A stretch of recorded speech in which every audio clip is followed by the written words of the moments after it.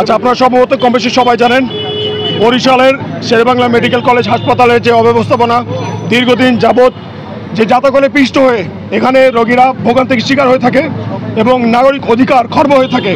শুধু এটা বরিশালের চিত্র নয়, এটা সারা বাংলাদেশের সকল সরকারি হাসপাতালের চিত্র এবং এইটার মাধ্যমে এটা একটা এক্সাম্পল যে সারা বাংলাদেশের মানুষ কিভাবে স্বাস্থ্যখাতের দ্বারা হয়রানির শিকার হচ্ছে, ভোগান্তির শিকার হচ্ছে। তো আমাদের এখন যে দাবি শেরেবাংলা মেডিকেল কলেজ হাসপাতালের অব্যবস্থাপনা পরিবর্তনের দাবি তো আছেই, তার সঙ্গে আমরা এখানে যারা বরিশালের সাধারণ শিক্ষার্থী আছি, সর্বস্তরের ছাত্র জনতা আছি, আমরা বাংলাদেশের সকল নাগরিককে সম্মিলিতভাবে আমাদের যে দাবি সেটা আমরা জানাতে চাই।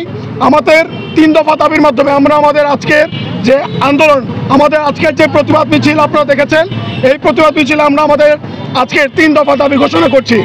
আমাদের প্রথম দাবি, 1, শেরেবাংলা মেডিকেল কলেজ হাসপাতাল সহ বাংলাদেশের সকল সরকারি হাসপাতালগুলোর অবকাঠামোগত উন্নয়ন, পর্যাপ্ত দক্ষ জনবল নিয়োগ, আধুনিক যন্ত্রপাতি ও ওষুধ সরবরাহ সহ সর্বসাধারণের জন্য সুচিকিৎসা নিশ্চিত করতে হবে। 2, স্বাস্থ্য মন্ত্রণালয় সহ দেশের সকল হাসপাতালগুলোতে দুর্নীতি প্রতিরোধে প্রশাসনিক দক্ষতা বৃদ্ধি, দলীয় লেজুর ভিত্তিক ডাক্তার রাজনীতি নিষিদ্ধ, ডিজিটাল অটোমেশন এবং স্বচ্ছ জবাবদিহিতামূলক টাস্ক ফোর্স গঠন করতে হবে। 3, স্বাস্থ্যখাত সংস্কার কমিশনকে জনগণের ভোগান্তির কথা শুনে তদন্ত সাপেক্ষে পুনরায় সুপারিশ, সিদ্ধান্ত গ্রহণ ও বাস্তবায়নে জোরদার পদক্ষেপ গ্রহণ করতে হবে।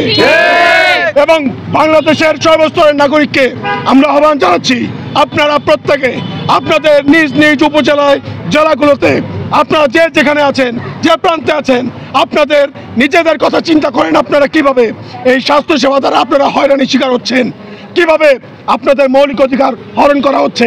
আপনারা প্রত্যেকে এখানে বরিশালের সচেতন সাধারণ শিক্ষার্থী, ছাত্র জনতা রাজপথে নেমে এসেছে।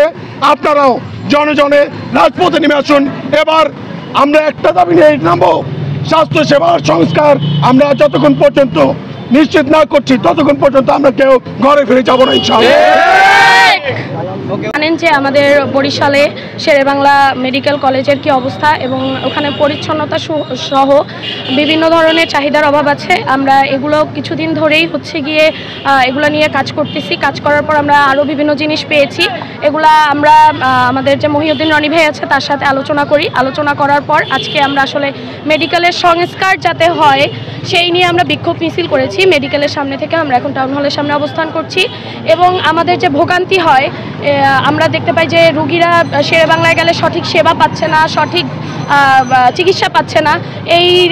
এই জিনিসগুলোর দাবিতে আজকে আমরা রাস্তায় নেমেছি, যেন পরবর্তীতে যে ভোগান্তিগুলো হয় এগুলো যেন মেডিকেলের যে দূর দূরান্ত থেকে মেডিকেলে যারা চিকিৎসা নিতে আসে তারা এই ধরনের ভোগান্তির শিকার না হয়।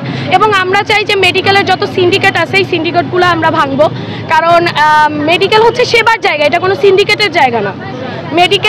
মেডিকেল সিন্ডিকেট ভাঙতে পারলেই যত গরিব দুঃখী থেকে শুরু করে যত উঁচু পর্যায়ে যারা আছেন আর কি মেডিকেলে সেবা নিতে আসেন প্রত্যেক মানুষই একটা সঠিক সেবা পাবে। এবং মেডিকেলে আমরা ওখানকার যারা আছেন তাদের সবার সাথেই কথা বলেছি, তারা আমাদেরকে এই বিষয়ে সহায়তা করছেন।